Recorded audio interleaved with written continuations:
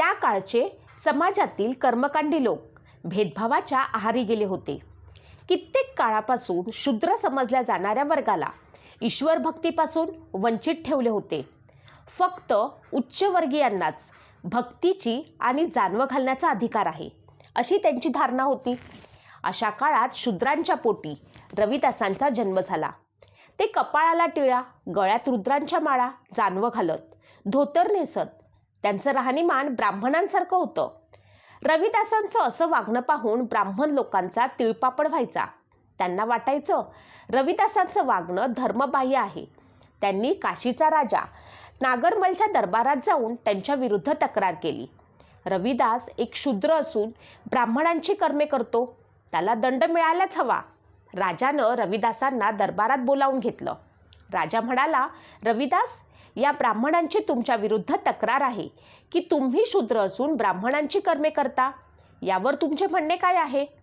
रविदास म्हणाले, हे राजन, या संसारात प्रत्येक प्राणी 5 तत्वांपासून बनलेला आहे. सर्वांच्याच ईश्वराचा वास आहे. सर्व प्राणी समान आहेत.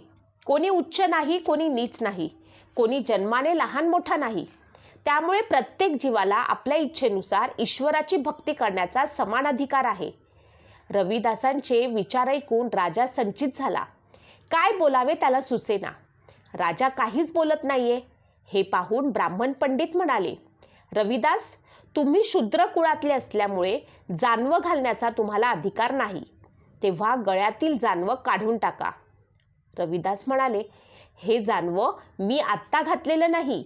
हे मी 4 युगांपासून घालत आलेलो आहे. एकदम गलका करत ब्राह्मण वर्ग म्हणाले, महाराज, बघा बघा, हा किती खोटे बोलतो. हा 4 युगांपासून जानवं घालतो, तर याने 4 युगाचं जानवं दाखवावं. त्यांच्या बोलण्यावरती रविदासांनी आपल्याजवळ असलेल्या रापीनं आपला खांदा चिरला. त्यातून 4 युगांचे एक एक जानवे वेगळे करत म्हणाले, सतयुगात सोन्याचं, त्रेतायुगात चांदीचं, द्वापार युगात काशाचं आणि आता कलियुगात हे सुताचं जानवं घालीत आहे. रविदासांनी दाखवलेला चमत्कार पाहून राजासह सर्व उपस्थित विस्मयचकित झाले. सर्वांनी रविदासांचे पाय धरून क्षमा मागितली. रविदासांनी उपदेश केला, सर्वांनी भेदभाव विसरून ईश्वराचे स्मरण करावे. रविदासांची आध्यात्मिक कीर्ती सगळीकडे पसरली. त्यांच्या प्रवचनाला प्रचंड गर्दी होऊ लागली. सर्व स्तरातील लोक येऊ लागले. मोठमोठे राजे महाराजे सुद्धा त्यांची अमृतमय वाणी ऐकण्यास धडपडू लागले. एक दिवस काशीनाथ नरेश उर्फ राजा हरदेवसिंह कडे काही धार्मिक कार्यक्रम होता. त्यानिमित्त राजाने रविदासांनाही आग्रहाने निमंत्रित केले. राजाच्या विनंतीस मान देऊन रविदास त्यांच्या महाली गेले. राजा म्हणाला, महाराज, विधीनुसार काही सामग्री दानात द्यायची आहे. ती एकदा आपण नजरेखालून घालावी. रविदास म्हणाले, राजन, आपण जाणताच की मी परमात्म्याचा उपासक आहे. त्यामुळे हे कार्य तुमचे राजपुरोहित व इतर ब्राह्मण पाहत असतील त्यांनीच पाहिलेले योग्य राहील. रविदासांच्या बोलण्यावरनं राजाने ओळखले, आज नक्कीच काहीतरी घडणार. एरवी रविदास आपला शब्द खाली पडू देत नाहीत. तरी राजाने त्यांना पुन्हा विनंती करीत म्हटले, एक वेळ आपण चलावे. आमच्या परिवारासाठी आपली उपस्थिती महत्त्वाची आहे. राजाचा आग्रह ते टाळू शकले नाहीत. चालताना त्यांच्या मुखातून शब्द निघाले, जशी आपली इच्छा. आज परमेश्वराच्या मनात काय आहे ते पाहू. राजा आणि रविदासजी हवन कक्षात आले. होम हवन पूजा अर्चा संपल्यावरती पुरोहितांना दान देण्यासाठी राजाने सोन्याचे तयार केलेल्या गायी दक्षिणा म्हणून देणार. एवढ्यात रविदासजी म्हणाले, राजन, थोडे थांबावे. आपण या सोन्याच्या गायी कोणत्या मनोरथ सिद्धीसाठी देत आहात? राजा म्हणाले, पंडित, पुरोहितांना सोन्याच्या गायी दान दिल्याने स्वर्गप्राप्ती होते. रविदासांनी प्रश्न पंडितांना केला, पंडितजी, आपण सांगा, दान जिवंत गायीचे केले जाते की मृत गायीचे? पंडितजी म्हणाले, खरं म्हणजे दान जिवंत गायीचेच करायला हवे. आपण सांगता ते सत्यच असणार. तसं असेल तर आपण राजाला चुकीचे दान द्यायला का सांगत आहात? रविदासांचे बोलणे ऐकून राजा आणि पंडित संभ्रमात पडले. रविदास म्हणाले, हे पंडित पुरोहितांनो, शास्त्र वेद स्मृतीमध्ये म्हटल्याप्रमाणे परमेश्वर प्रत्येक जीवात वास करतो. आपण जात पात उच्च नीच भेद करता. आपल्याला माहीत आहे हे परमेश्वराने केलेले नाही, तर तुम्ही लोकांनी जातीपातीची रचना केली आहे. मी चांभार जातीचा आहे. तुमच्या नीतीनुसार प्रत्येक जीवित वस्तूवर आणि प्राण्यांवरती तुमचा हक्क आहे आणि मेलेल्या प्राण्यांवरती आमचा आहे. माझ्या जातीचे लोक मेलेले प्राणी उचलायची कामे करतात. माझ्या मते मूर्ती आणि मेलेल्या प्राण्यात काहीही फरक नाही. निर्जीव वस्तू मग ती सोन्याची असो वा चांबड्याची, त्यावर तुमचा हक्क नाही, कारण ह्या सोन्याच्या गायी निर्जीव आहेत, त्यामुळे त्यांच्यावरती आमचा हक्क आहे. राजा पूर्वीपासूनच सत्यता, इमानदारी, पूजापाठ, ज्ञानी यांचा चाहता होता. तो म्हणाला, पंडित लोक हो, आपणास रविदासांच्या बोलण्याचे स्पष्टीकरण देणे भाग आहे.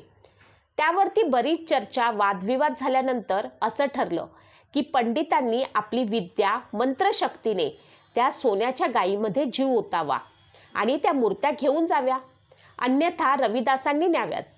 आपल्या हातून घबाड निसटत आहे हे पाहून पंडित लोक मनातून रविदासांवरती अतिशय चिडले. त्या मूर्ती आपल्या हातून जाऊ नयेत म्हणून त्यांनी त्या मूर्त्यांवरती अनेक मंत्रोपचार केले, पण उपयोग झाला नाही.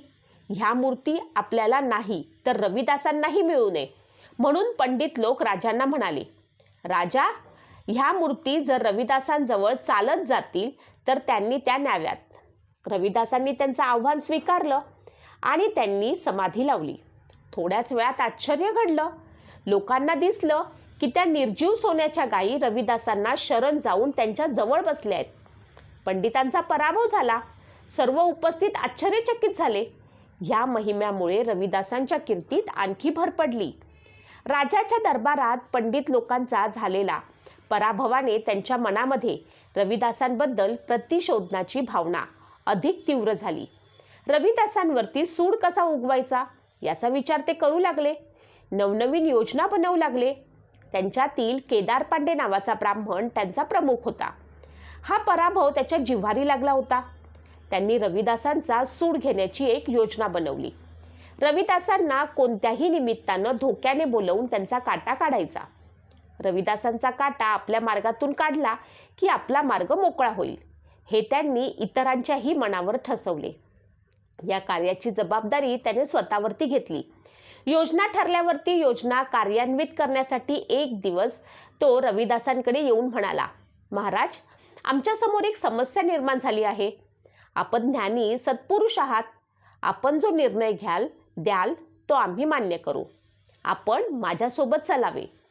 रविदासांनी अंतर्ज्ञानाने त्याचा कावा जाणला होता. ईश्वरावरती विश्वास ठेवून ते त्याच्यासोबत निघाले. पांडे त्याच्या लोहट्टावीर नावाच्या जंगलात घेऊन गेला. मूळ स्वभावावरती येत जरबेने म्हणाला, रविदासजी, तुम्ही प्रभुभक्ती सोडायला तयार आहात की नाही? रविदासजी म्हणाले, काही झाले तरी मी कधीच भगवंताचे नामस्मरण सोडणार नाही. त्यासाठी मला प्राण द्यावे लागले तरी हरकत नाही. रविदासांना मारण्यासाठी त्या ठिकाणी ब्राह्मण मंडळी जमा झाली होती. एकाएकी त्यांच्या डोळ्यासमोर अंधारी आली आणि रोहिदासांच्या ऐवजी केदार पांडे मारला गेला. त्यांच्या डोळ्यावर अंधारी आल्यामुळे प्रेत कोणाचे आहे ते समजले नाही. त्यांनी रविदासांचे प्रेत समजून राजदरबारामध्ये राजासमोर ठेवून म्हणाले, कोणीतरी रविदासांना ठार केले आहे. प्रेतावर झाकलेलं कापड बाजूला सारलं गेलं. प्रेत बघितल्यावरती त्यांना राजा म्हणाला, तुम्ही स्वतः प्रेत पाहून ओळखा. कुणाचं प्रेत आहे? केदार पांडे. त्यांच्या पुढाऱ्याचे प्रेत पाहून ती ब्राह्मण मंडळी स्तब्ध झाली. एकदा उदयपूरचा महाराणा सांगाने भंडारा केला. त्या भंडाऱ्याला गाजीपूरचा राजा चंद्रप्रताप आला होता. त्याच्या कानी रविदासांची कीर्ती गेली. आपण आलोच आहोत तर रविदासांचं दर्शन घ्यावं म्हणून तो त्यांच्याकडे आला. भेट झाल्यावरती आपणही भंडारा करण्याचे ठरवले व त्या भंडाऱ्यात त्यांना येण्याची विनंती केली. रविदासांनी त्यांची विनंती मान्य केली. गाजीपूरला राजा चंद्रप्रतापने मोठा भंडारा करण्याचा घाट घातला. भंडाऱ्यासाठी रविदास, कर्मावतीबाई, मीराबाईसह आमंत्रित केले. दाजीपूरला रविदासांचे पाय लागताच तिथे चाललेल्या पापाचरणाला पायबंद बसला. रविदासांच्या खरा भक्तीचा आनंद सगळीकडे पसरला. राजाने रविदास, कर्मावतीबाई आणि मीराबाईचे शाही पद्धतीने स्वागत केले. त्यांच्या राहण्या खाण्यापिण्याची व्यवस्था शाही पद्धतीने केली. त्या सर्वांचा पुष्पहार घालून सत्कार केला. या भंडाऱ्याला राजे, महाराजे, मोठे गणमान्य व्यक्ती आले होते. एका शहरात एका हिंदू परिवारात बीबी भानमती नावाची मुलगी धार्मिक वृत्तीची होती. ती नेहमी देवाची भक्ती, पूजा, पाठ, धार्मिक पौराणिक ग्रंथाचं पठण करायची. पण तिच्या मनाला शांती मिळत नव्हती. तिला कोणीतरी सांगितलं, जर मानसिक शांती हवी असेल आणि जीवन मुक्तीचा अनुभव घ्यायचा असेल तर काशीतील संत रविदास महाराजांची भेट घ्यावी. बीबी भानमती काशीला रविदासांचं दर्शन घ्यायला आली. त्यावेळी तिथे नाथपंथीय गोरखनाथ महाराज अध्यात्मावरती रोहिदासांशी चर्चा करीत होते. गोरखनाथांनी आपल्या रिद्धिसिद्धीद्वारा रविदासांची आध्यात्मिक शक्ती आपल्याकडे ओढण्याचा प्रयत्न केला, पण ते सफल झाले नाहीत. हे शल्य त्यांच्या मनाला लागले. ते संधीची वाट पाहू लागले. असे ठरवून तिथून निघून गेले. भानामतीने रविदासांना नमस्कार केला व आपली मानसिक अवस्था रविदासांना कथन केली. रविदास म्हणाले, हरिसंमतीशिवाय मनुष्य अवागमापासून वाचू शकत नाही. ते म्हणतात, हरी हरी हरी हरी हरी सिमरण जन गए निसतरी तरे रहाड, हरी के नाम कबीर उजागर, जन्म जन्म के काटे कागर, निमत नाम देऊ दूध पियाया, तऊ तग जन सक नहीं आइया, जन रविदास राम संगी राता, उ गुर रसादी नरक नहीं जाता. हे दोहे ऐकून त्याचा अर्थ जाणून बीबी भानमती फार प्रभावी झाली. तिचं मन स्थिर झालं आणि रविदासांची शिष्या झाली. काही दिवसांनी गोरखनाथ पुन्हा रविदासांच्या झोपडीजवळ येऊन हाक दिली, अलख निरंजन. हाक ऐकताच रविदास बाहेर आले. गोरखनाथांना सन्मानाने आत आणले. त्यांना बसण्यासाठी आसन टाकून त्यांना बसण्याची विनंती केली. नागपंथीय सिद्धी प्राप्त गोरखनाथांनी रविदासांवरती प्रभाव टाकण्यासाठी आपल्या जवळचे त्रिशूळ जमिनीत रोवले आणि त्या 6 फुटी त्रिशूळावरती जाऊन बसले. रविदास खाली जमिनीवर आणि गोरखनाथ 6 फूट उंचीच्या त्रिशूळावरती. संवाद कसा साधणार? रविदासांनी ओळखले, गोरखनाथांना आपल्या शक्तीचा अहंकार झाला आहे. तो घालवायचा म्हणून रविदासांसमोर चपला, जोडे शिवण्याची सुताची भेंदोळी होती. त्यांनी ती भेंदोळी आसमानात भिरकावली. त्यातील सूत एखाद्या खांबासारखे 100-150 फूट उंचीवर स्थिरावले. त्या सुताच्या टोकावर जाऊन रविदास बसले. इतक्या उंचीवर पाहणे गोरखनाथांना अशक्य झाले. ही परिस्थिती आपण स्वतःहून ओढून घेतली याची त्यांना लाज वाटू लागली.